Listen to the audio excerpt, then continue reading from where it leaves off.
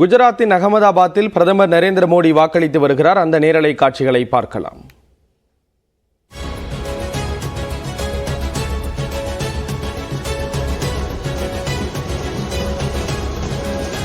பதினெட்டாவது மக்களவைக்கான தேர்தலானது நடைபெற்று வருகிறது.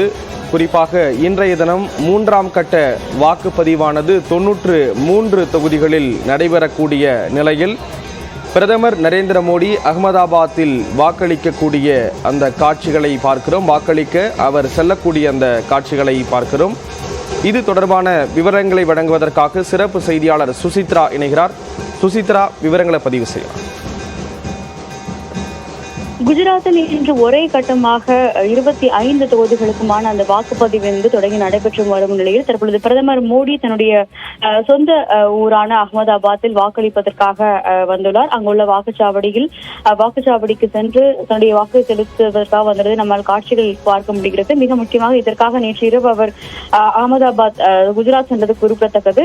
மிக முக்கியமாக இந்த 25 தொகுதிகளுக்கும் இன்று காலை 7 மணிக்கு தொடங்கி வாக்குப்பதிவானது நடைபெற்று வரும் நிலையில் பல்வேறு முக்கிய குஜராத்தில் இந்த தேர்தலில் மக்களவை தேர்தலில் காணுவது குறிப்பிடத்தக்கது. அதே மத்திய உள்துறை அமைச்சரும் இந்த தேர்தலில் ஒரு வேட்பாளராக களமிறங்கியுள்ளார். அதனால் இன்று அதற்கான இந்த வாக்குப்பதிவு தொடங்கி நடைபெற்று வரும் நிலையில் தற்பொழுது பிரதமர் மோடி அகமதாபாத்தில் உள்ள வாக்குச்சாவடியில் நேரடியாக சென்று தன்னுடைய வாக்கினை செலுத்தும் அந்த காட்சியை நம்மால் பார்த்து வருகிறோம். அவருடைய சொந்த ஊரில் உள்ள வாக்குச்சாவடியில் அவருடைய அந்த வாக்கை செலுத்துவது மிக முக்கியமாக பார்க்கப்படுகிறது. பல்வேறு அனைவருமே இந்த தேர்தலில் முழுமையாக வாக்களிக்க வேண்டும். தேர்தல் வாக்குச்சாவடிக்கு சென்று உங்களுடைய வாக்குகளை செலுத்துங்கள் என்று இன்று காலை எக்ஸ் தளத்தில் பிரதமர் மோடி பதிவிட்டிருந்த நிலையில் தற்பொழுது அவர் நேரடியாக சென்று தன்னுடைய வாக்கை செலுத்துவதற்காக அகமதாபாத்தில் உள்ள வாக்குச்சாவடிக்கு அவர் வந்துள்ளதையும் நம்மால் காட்சிகள் பார்க்க முடிகிறது.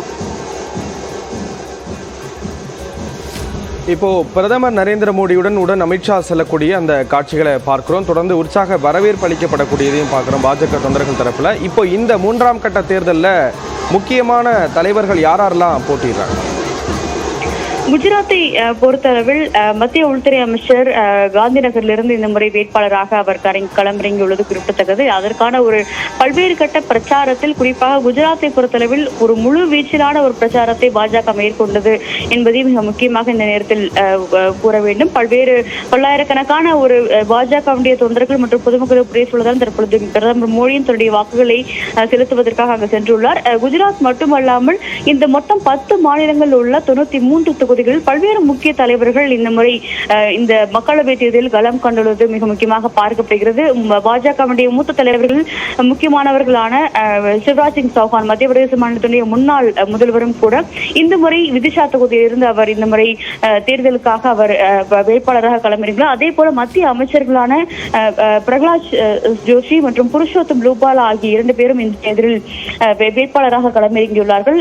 பிரகலாத் ஜோஷியை பொறுத்தளவில் கர்நாடக மாநிலத்தின் தர்பத் பகுதியிலிருந்தும் புருஷோத்தம் ரூபாலா குஜராத்தினுடைய ராஜ்கோட் பகுதியிலிருந்தும் வேட்பாளர்களாக தற்பொழுது களமிறங்கியிருக்கிறார்கள். அது மட்டுமல்லாமல் சமாஜ்வாதி கட்சியினுடைய தலைவர் அகிலேஷ் யாதவனுடைய மனைவி டிம்பிள் யாதவ் உத்தரப்பிரதேச மாநிலத்துடைய மைன்புரி தொகுதியிலிருந்து வேட்பாளராக உள்ளார்.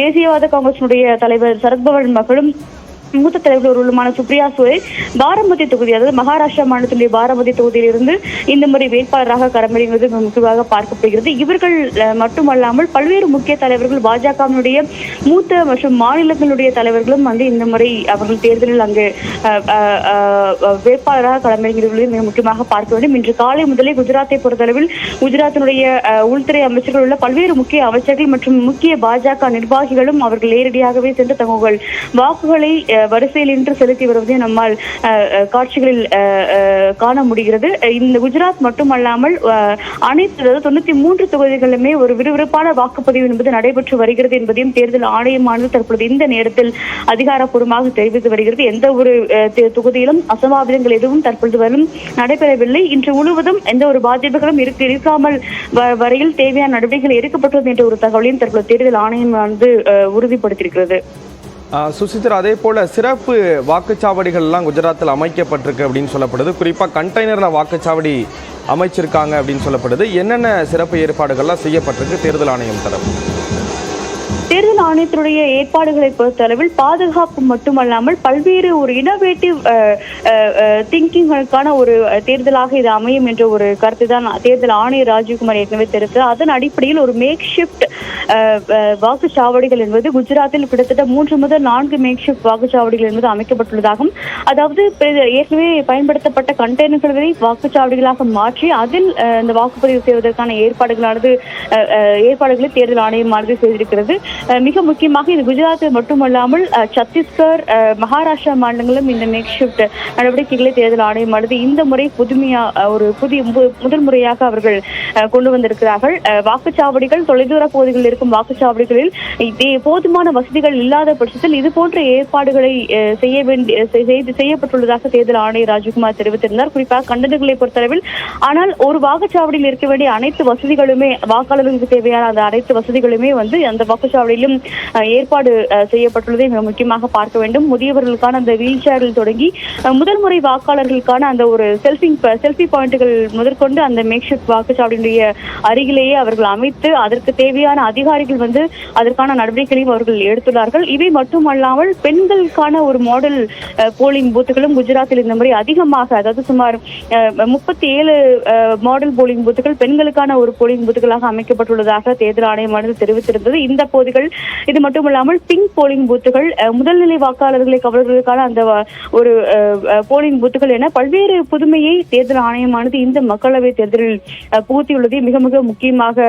பார்க்க வேண்டும். தேர்தல் ஆணையத்தை பொறுத்தளவில் தேர்தல் நடைமுறைகள் எந்த விதத்திலும் பாதிக்கப்படக்கூடாது.